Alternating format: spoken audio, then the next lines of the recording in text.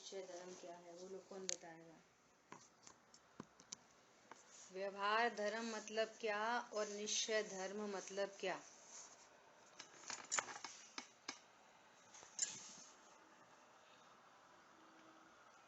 बोलिए। धर्म दो प्रकार का नहीं होता, जब निश्चय होता है तब व्यवहार कहने में आता है। हाँ, तो वो निश्चय धर्म क्या है और जिसको व्यवहार धर्म कहते हैं वो क्या है। रत्नात्रय निश्चय धर्म है और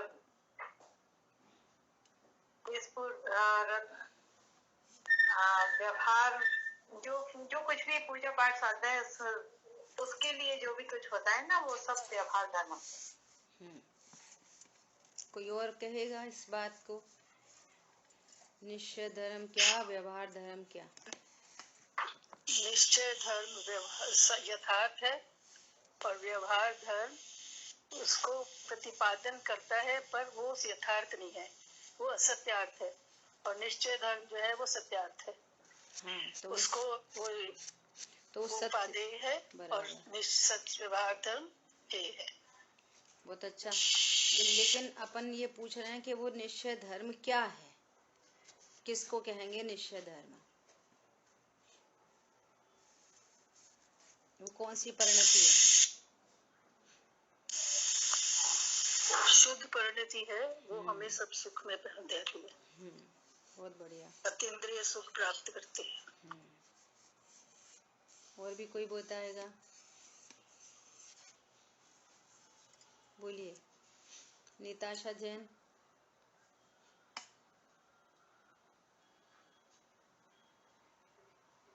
बोलिए।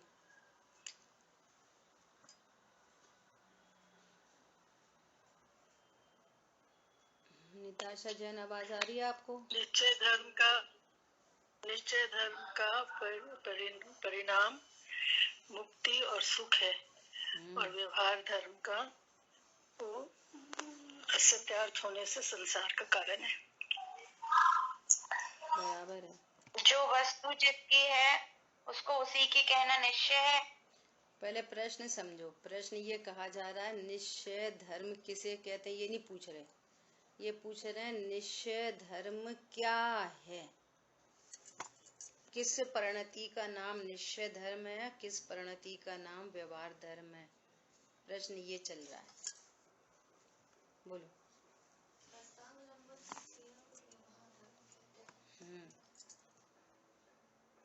बोलो निताशा, बोल सकती हो कुछ। क्रिया तक पहुंचने जो एक्चुअल क्रिया है वो निश्चय धर्म है, उसको पहुंचने का जो त्रिकाली ध्रुव निश्चय धर्म है। त्रिकाली ध्रुव तो धर्म ही है, त्रिकाली ध्रुव धर्म नहीं है। त्रिकाली ध्रुव के आश्रय से धर्म प्रकट होता है। त्रिकाली ध्रुव भगवान आत्मा तो धर्मी है, अनंत गुणों को धारती हुई वस्तु है। देखो बहुत सरल प्रश्न है, जो भी आंसर आए वो आंसर अपने आप में सही थे, उसमें कुछ गलती नहीं थी। और स्टार्टिंग जैसे मंजू बहन जी ने की, वो स्टार्टिंग बहुत अच्छी थी। सबसे पहले डायरेक्ट उन्होंने ऐसा बोला हिट एकदम कि धर्म दो प्रकार के नहीं होते। ये तो सबसे इम्पोर्टेंट बात है। अब अपने प्रश्न तो ये किया था कि निश्चय धर्म क्या, तो सीधा सीधा आंसर रत्नत्रय निश्चय धर्म है और रत्नत्रय के साथ होने वाला राग वो व्यवहार धर्म है। उसको व्यवहार से धर्म कहते हैं, जो वास्तव में धर्म नहीं। अब इसके बाद जो मित्तल भाभी जी ने जितनी बात कही वो सारी सही थी। वो यथार्थ नहीं है, वो उपचार है, वो मुक्ति का मार्ग है, वो बंध का मार्ग है, वो हे है, वो सारी बातें सही थी। इस पॉइंट के बाद तो अपने को आंसर क्या चाहिए था, सीधा सीधा एक लाइन का, कि रत्नत्रय निश्चय धर्म है और रत्नत्रय के साथ रहने वाला राग, चूंकि चारित्र की पूर्णता एक साथ नहीं हो पाती है तो शेष राग चलता रहता है। वो शेष राग जो है, शुभ भाव है, उसको व्यवहार से धर्म कहते हैं। ठीक है, बोलो क्लियर है सबको? ये सीधा सीधा कहानी है ना, एकदम स्ट्रेट फॉरवर्ड। अब आगे कह रहे हैं व्यवहार धर्म की क्रिया। ये प्रश्न कहाँ से आया कि सबसे पहले सेंटेंस पढ़ा तो व्यवहार धर्म की क्रिया। अब हमको क्लियर पता हो कि व्यवहार धर्म मतलब क्या, कि जो वास्तव में तो धर्म है नहीं। धर्म तो वीतराग प्रणति का नाम है, जो रत्नत्र पूर्वक होती है, सम्यक दर्शन सम्यक ज्ञान पूर्वक होती है। और व्यवहार जो स्वयं धर्म तो है नहीं, परंतु धर्म के साथ रहने से उस पर उपचार चला जाता है। और लेकिन निश्चय धर्म के जिसके साथ नहीं है, जो अपने को भगवान आत्मा नहीं जानता, और उसके जो पूजा पाठ स्वाध्याय हैं, वो व्यवहार धर्म नहीं है। ठीक है, ऐसा। तो क्या बोल रहे हैं यहाँ पर कि व्यवहार धर्म की क्रिया है ना, तो व्यवहार धर्म की क्रिया में कौन आएगा कि शुभ परिणाम, जो बंध का कारण है। और शुभ परिणाम के साथ शरीर की क्रिया होगी, जो कि एकदम भिन्न वस्तु है। शरीर की क्रिया तो एकदम भिन्न वस्तु है ना, तो उसको भी उपचार से जीविका कहते हैं। स्वाध्याय करना, अणुव्रत पालना, महाव्रत पालना, शरीर की क्रिया तो कभी जीव की होती ही नहीं है। परिणाम जीव की पर्याय में, शरीर जीव की पर्याय में, जीव की पर्याय में तो शरीर भी नहीं है। क्या बोला? राग भले जीव की पर्याय में, लेकिन शरीर तो जीव की पर्याय में भी नहीं है, एकदम असद्भुत है। परंतु हम शरीर की क्रिया से बात करते हैं, बात भले कर रहे हैं, लेकिन समझ रहे हैं, भेद विज्ञानी जीव समझता है कि शरीर की क्रिया मेरी क्रिया नहीं। ठीक है, तो व्यवहार धर्म की क्रिया ज्ञानी को मोक्ष पंथ की काटने वाली है, बंध की क्रिया है, बाधक है, विचार में निषिद्ध है। बोलो कितनी बातें कह दी। हम समझ रहे हैं कि ये तो बहुत अच्छी चीज है, शुद्ध भोजन करना बहुत अच्छी चीज है, पूजा पाठ करना, अभिषेक करना बहुत अच्छी चीज है, व्रत पालना, संयम पालना बहुत अच्छी चीज है। यहाँ कह रहे हैं जब तक तुमको व्रत पालने का, संयम पालने का भाव उत्पन्न होगा ना, तब तक मोक्ष मार्ग आगे नहीं बढ़ेगा, उधर ही रुका रहेगा मोक्ष मार्ग। तो उस एंगल से बोल रहे हैं, उस एंगल से क्या कह रहे हैं, ये व्यवहार धर्म की जब तक मुनिराज को महाव्रत पलते रहेंगे ना, तब तक 7वें से 6वें में गिरना पड़ता है, बार बार, फिर 6वें में गिरना, फिर 6वें में गिरना। छपक श्रेणी आरोहण नहीं हो सकता। आप जब 7 नंबर की सीढ़ी पर खड़े हो और आपको छत पे पहुंचना है, और बार बार चलते हो तो 6वीं पे आ जाते हो, फिर चढ़ते हो 7वीं, फिर 6वीं पे आ जाते हो, फिर 7वीं, फिर 6वीं पे आ जाते हो। तो 6वीं पर आना 7वीं सीढ़ी से गिरना ही है, हुआ। और 6वीं सीढ़ी का अट्रैक्शन है यदि, तो फिर आगे बढ़ना ही बड़ा मुश्किल है। और अट्रैक्शन है तो फिर 7वीं भी नहीं हो सकती, फिर तो वो मिथ्यात्व में आ जाएगा। क्या बोला? 6वीं सीढ़ी का यदि अट्रैक्शन है तो 7वें में भी नहीं टिकेगा, क्योंकि 7वें में वो जाता है जिसको भगवान आत्मा का अट्रैक्शन है। त्यों लोक में नाथ अनुपम बताया, मैं अनुपम तत्व हूं और मेरे अलावा सब धूड़ है, शुभ परिणाम भी धूड़ है। पॉइंट पकड़ में आ रहा है? उस एंगल से क्या बोल रहे हैं कि ये मोक्ष पंथ को काटने वाली है, आगे नहीं बढ़ पाते।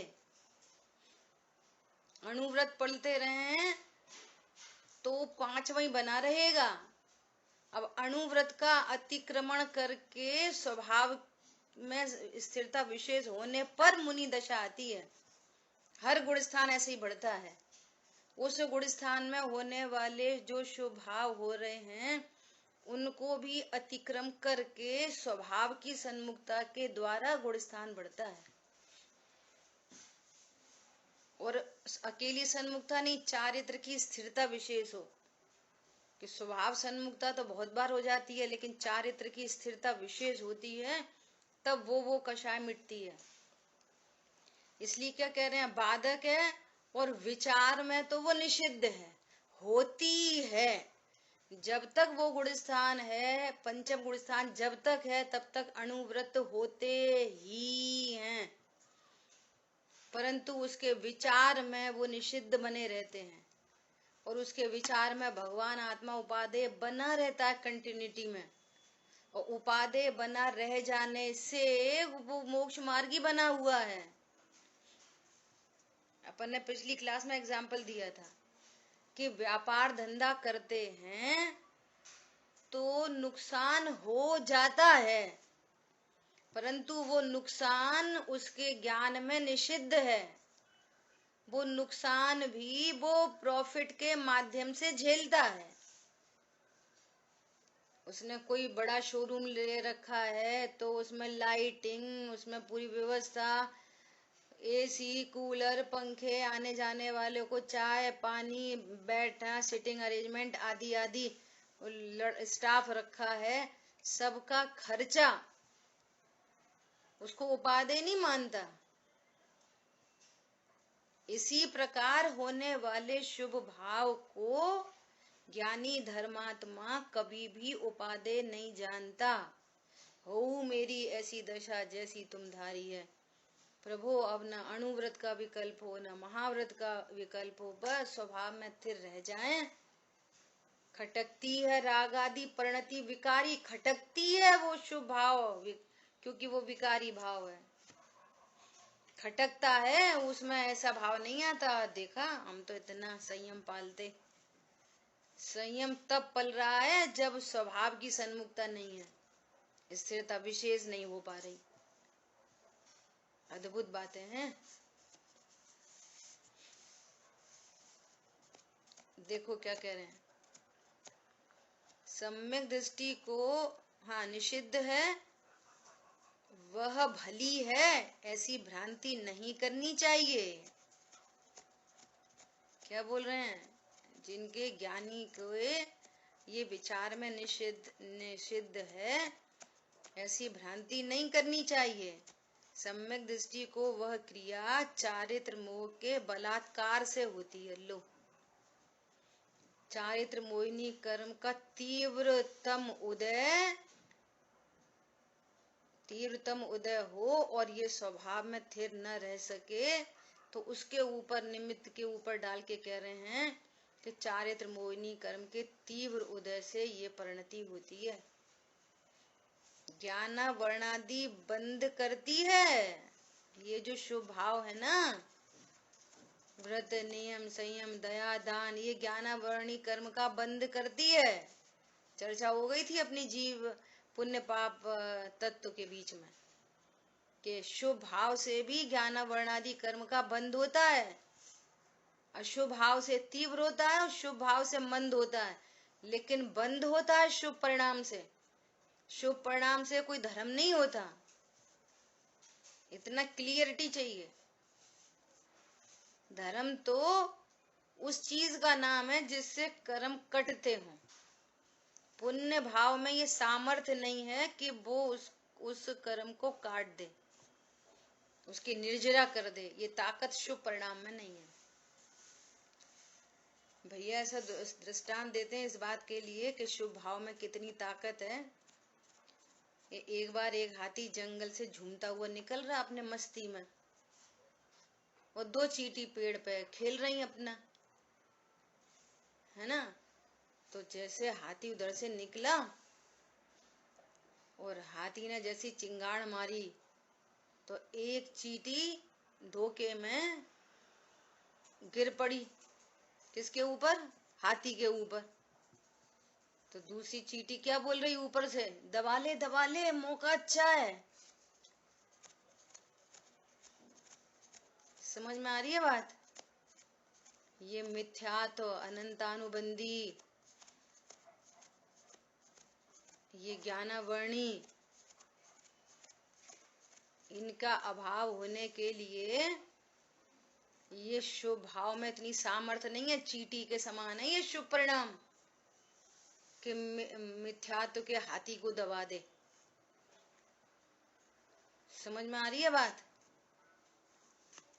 उत्कृष्टतम शुभ भाव में ये ताकत नहीं है कि वो मिथ्यात्व के हाथी को दबा दे। उत्कृष्टतम शुभ भाव में ये ताकत नहीं है। मुनिवृद्धार अनंत बार ग्रीवक उपजायो, उसमें ताकत नहीं है। फिर किस में ताकत है? एकमात्र भेद विज्ञान में ये ताकत है। स्व को स्व, पर को पर जान, बस। फिर दुख का नहीं लेश निशान, लेश मात्र। कर्ता कर्म अधिकार में आचार्य भगवान ने खेद जताया था।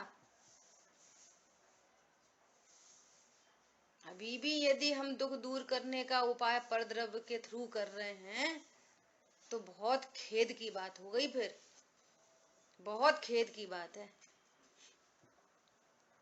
उस समय भी हम भेद ज्ञान का उपाय करें और हमारे ज्ञान में ये बात जच जाए कि सर्व दुख का अभाव करने का मूल उपाय भेद विज्ञान है, बस।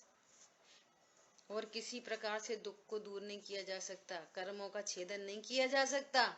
शुभ भावों से कर्मों का छेदन नहीं ही होता। कथनचित होता है, कथनचित नहीं होता, नहीं। जहां पर भी हो शुभ परिणाम, ऊपर के गुण स्थान में कि नीचे के गुण स्थान में, जहां शुभ भाव है वो बंध का हेतु है। जितना शुभ भाव है, जिस जाति का शुभ भाव बंध का हेतु है, उसमें ताकत नहीं है।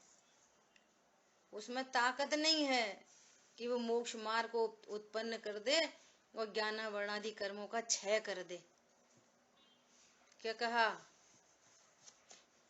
ज्ञानावर्णादि कर्मों के क्षय करने की ताकत शुभ परिणाम में नहीं है, उल्टा बंद होता है उनसे।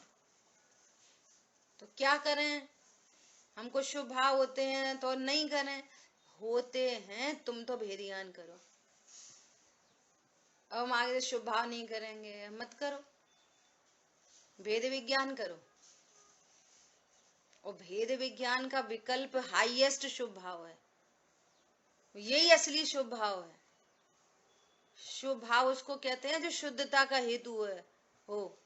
लिख लो परिभाषा। शुभ भाव उसको कहते हैं जो शुद्धता में हेतु बने। शुभ भाव उसको नहीं कहते जो वापस पाप में ले जाके गिरा दे। बहुत ताकत लगती है ये शुभ भाव का स्वरूप समझने में।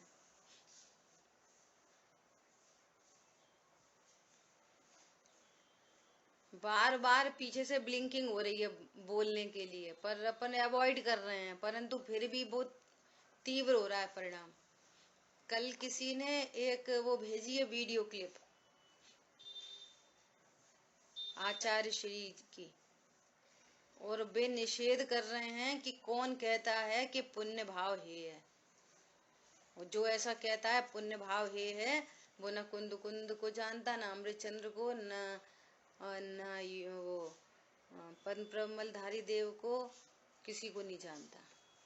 ये स्टेटमेंट आई है। बोलो, अपने को तो कुछ नहीं कहना किसी के बारे में, अपन तो अपना राइट प्रोसेस ये रखा, समय सार कुंद कुंद आचार्य देव भगवान ये रखे हमारे पास। तो बस ये हम ये रखे हमारे पास। तो नेमी चंद्र आचार्य देव, सिद्धांति देव, ब्रह्मदेव सूरी। आजकल की किसी की बात मत करो, न दादा की बात करो, न परदादा की बात करो, कोई की मत बात करो। डायरेक्ट देखो आचार्य भगवान क्या कह रहे हैं, और ये लॉजिक से ख्याल में आती है बातें।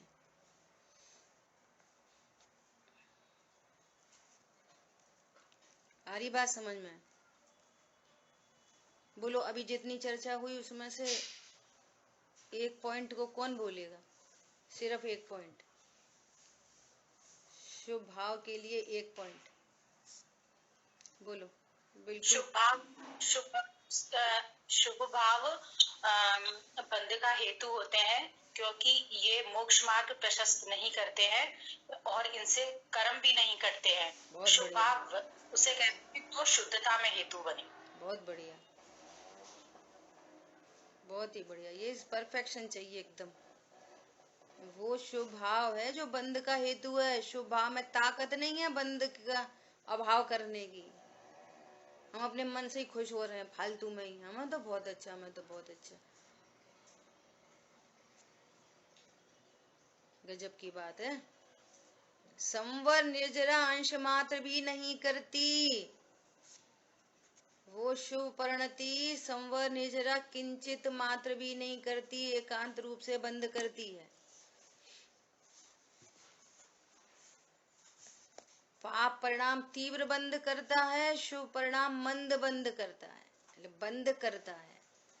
तो अब क्या करें? अब ये करो कि भेद ज्ञान करो, और भेद विज्ञान ये है कि मैं भगवान आत्मा हूँ, उत्पन्न होते हुए शुभ भाव से भी अनटच इफेक्टलेस फुल्ली सेव, और उत्पन्न होते हुए अशुभ भाव से भी भिन्न अनटच इफेक्टलेस फुल्ली सेव। इसका नाम भेद विज्ञान है। मैं परिपूर्ण हूँ, और जैसे अपने को परिपूर्ण जाना तो भी वो जो बंद पद्धति है ना, बंद पद्धति रुक जाती है, ब्रेक पड़ता है। मोह की चट्टान टूटी और शांति निर्झर बह गया। मोह का अभाव हो जाता है, अज्ञानता का अभाव हो जाता है, अनंतानुबंधी जाति के पुण्य पाप दोनों का अभाव हो जाता है। फिर अप्रत्यक्षान संबंधी शुभ अशुभ भाव रह जाते हैं, फिर उनका अभाव भी स्वाश्रय से होता है। ये विधि है, ठीक है। व्यवहार ने ज्ञाता को ज्ञान के विभाग की क्लिष्ट कल्पना से क्या प्रयोजन? क्या प्रयोजन? व्यवहार ने आदरणीय नहीं है, क्योंकि उसमें भेद वासना है। क्या कहना है इसमें? क्या अर्थ है? ये अर्थ है कि जब हम वस्तु स्वरूप को जानने चलते हैं, किसी भी नई चीज को लौकिक में भी जानने चलते हैं, तो उसको भेद के माध्यम से ही बतानी पड़ती है। वो कंपलसरी शर्त है। भेद जानकर अभेद को अप्रोच करो, भेद की वासना नहीं रखो। ये एंगल है। हम तो यही कहेंगे कि आत्मा जानने वाला है, लेकिन तुम जाननहार समझना। क्या बोला?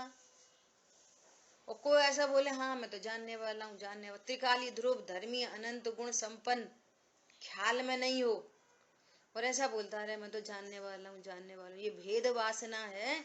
ये भेद वासना वाले को मोह का नाश नहीं होएगा, क्योंकि वो भेद पर रुक गया। और वस्तु भेद रूप नहीं है, वस्तु अभेद अखंड है, अनंत गुण संपन्न है। वो जानना एक समय की पर्याय है। थोड़ी टेक्निकल चर्चा करें, अगर सब लोग उपयोग लगाओ तो बोलो, हाँ ना बोलो। ओके, देखो जी देखो, वास्तव में ज्ञान की जो पर्याय है ना, वो स्व पर प्रकाशक है। जानना ज्ञान में होता है, और ज्ञान ही स्व को भी जानता है, पर को भी जानता है। जस्ट लाइक जितनी भी प्रकाश करने वाली वस्तुएं होती है ना, दीपक है, तो दीपक के प्रकाश में पर पदार्थ भी झलक जाते हैं, प्रकाशित हो जाते हैं, और दीपक भी प्रकाशित होता है, साथ के साथ, अलग अलग टाइम में नहीं। दीपक स्वयं को भी प्रकाशित करता है और पर पदार्थ को भी प्रकाशित करता है। तो ज्ञान की पर्याय दीपक की भांति है, ज्ञान की पर्याय सूर्य की भांति है, ज्ञान की पर्याय ट्यूबलाइट की भांति है, स्वपर प्रकाशक है।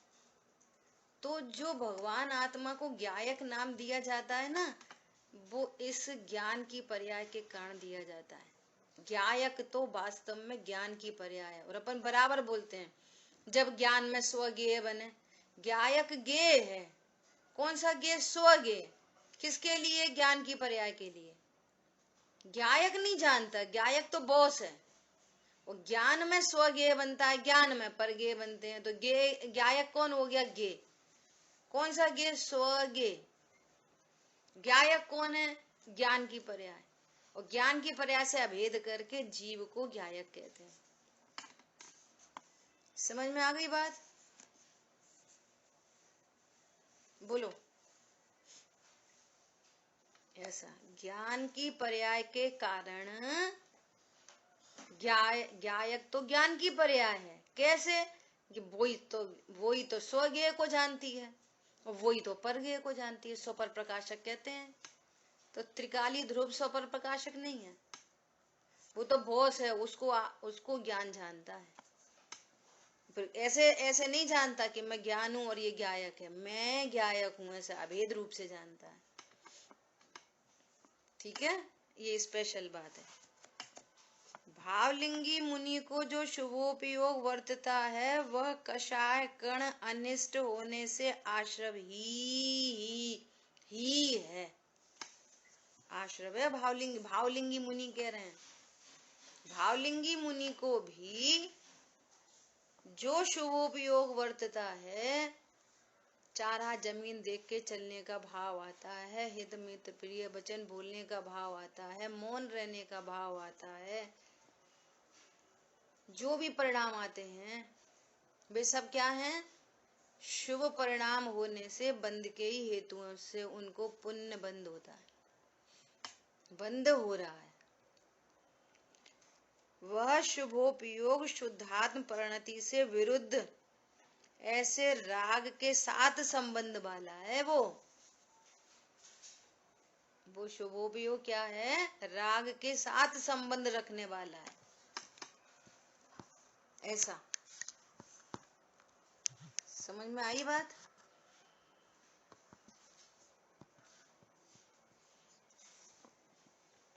अद्भुत बात है।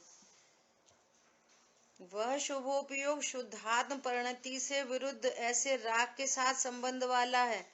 वह अग्नि से गर्म हुए घृत के समान होने से दाह दुख उत्पन्न करता है। क्या बोल रहे हैं? घृत के समान गरम घी क्या करता है? दाह उत्पन्न करता है। घी का नेचर दाह उत्पन्न करना नहीं है।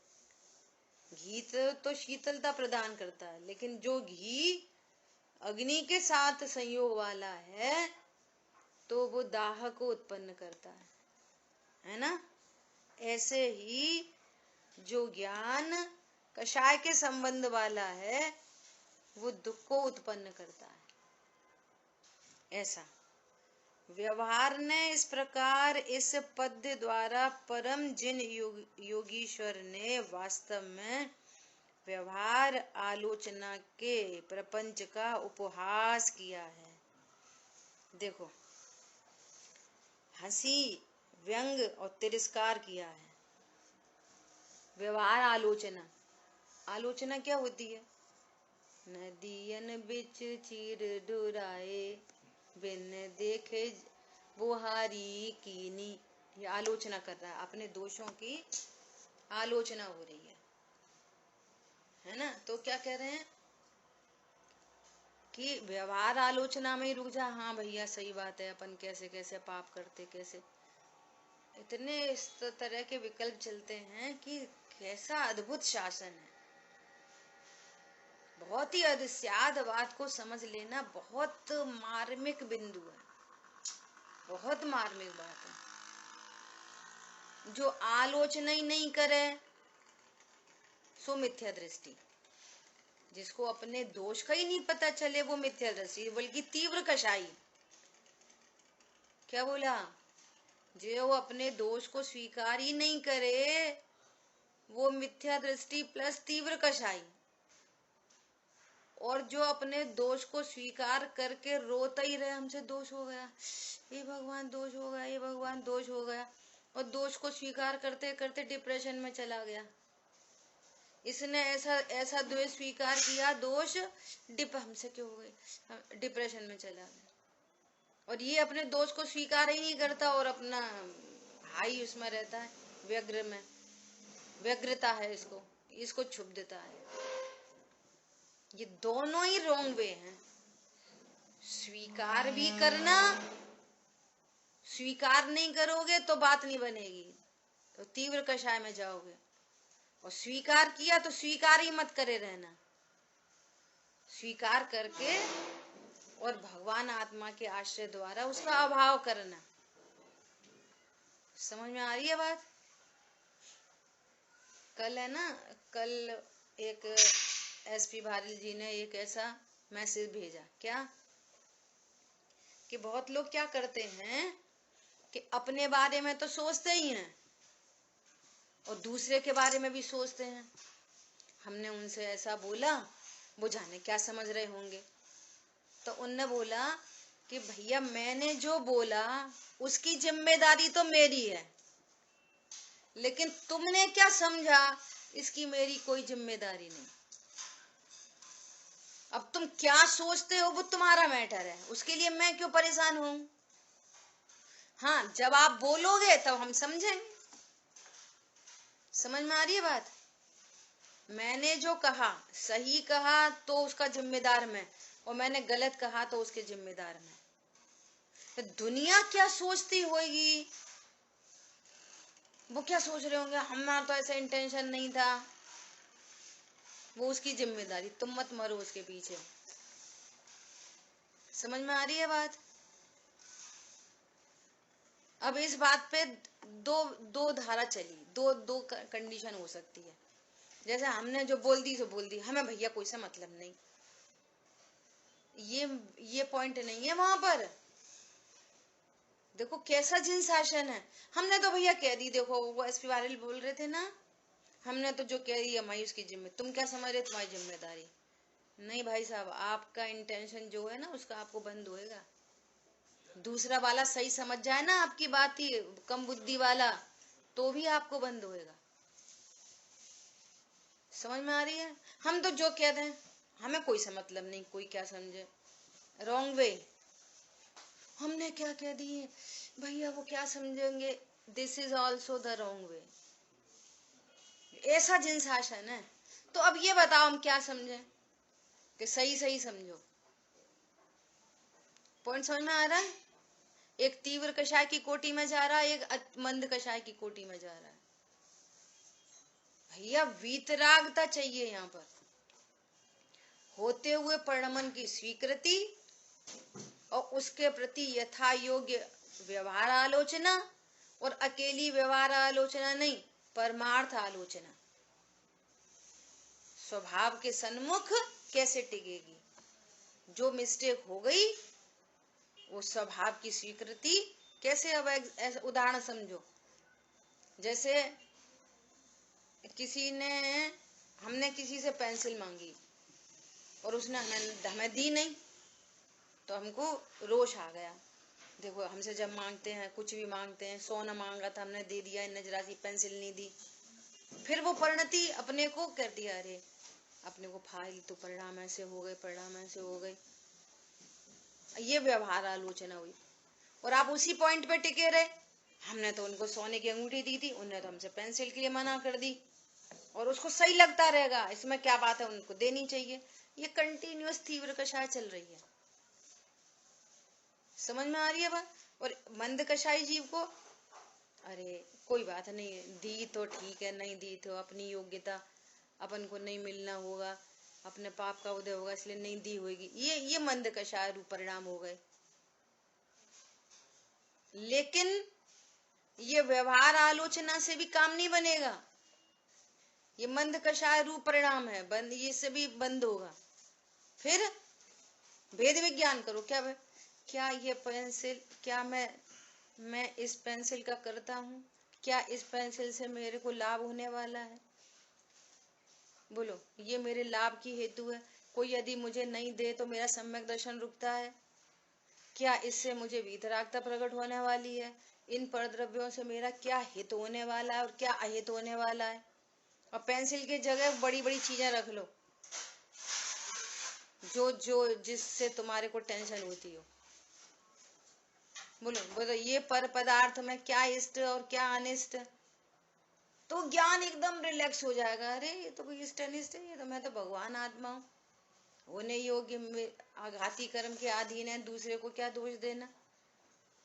समझ में आ रही है? और मैं तो भगवान आत्मा हूँ, मेरा किसी पर पदार्थ से क्या क्या मेरा प्रयोजन सत्ता है। ये है भेद विज्ञान का, ये भेद विज्ञान की धारा में चला गया। अब ये परमार्थ आलोचना का प्रसंग बनेगा। अरे भैया हमसे गलती हो गई, हमसे गलती हो गई, रो रहे मर रहे, ये भी जन शासन को स्वीकार नहीं। और जो अकड़ के चलते हैं वे तो सीधे सीधे तीव्र कषाय ही हैं, ये भी जन शासन को स्वीकार नहीं। कोई परद्रव्य इष्ट अनिष्ट नहीं है, इस स्वीकृति पूर्वक स्वभाव की सन्मुखता जैन शासन है। समझ में आ रही है? ये है जैन शासन। अब ये पहचान करो, अब परिणति में ये कैसे भाव हैं तो काम चलेगा। पहचान ही नहीं होगी, और सबसे बड़ी गलती ये है कि हमें दूसरे की गलती तो हम बहुत जल्दी पहचान लेते हैं, लेकिन अपनी में क्या गलती चल रही है ये नहीं पहचानते। ऊपर से उस गलती का पक्ष लेकर अज्ञान अमा के अंचल में छिप छिप के पलते रहते हैं। बस I am right you are wrong, always I am right you are wrong. जो अपनी गलती को स्वीकार करते हैं वहां सुधार की गुंजाइश होती है। और यहाँ तो कह रहे हैं व्यवहार आलोचना का भी उन्होंने प्रपंच कहा है, उसका उपहास उड़ाया है। कैसा है जैन शासन? बोलो कैसे हैं आचार्य भगवान के वो।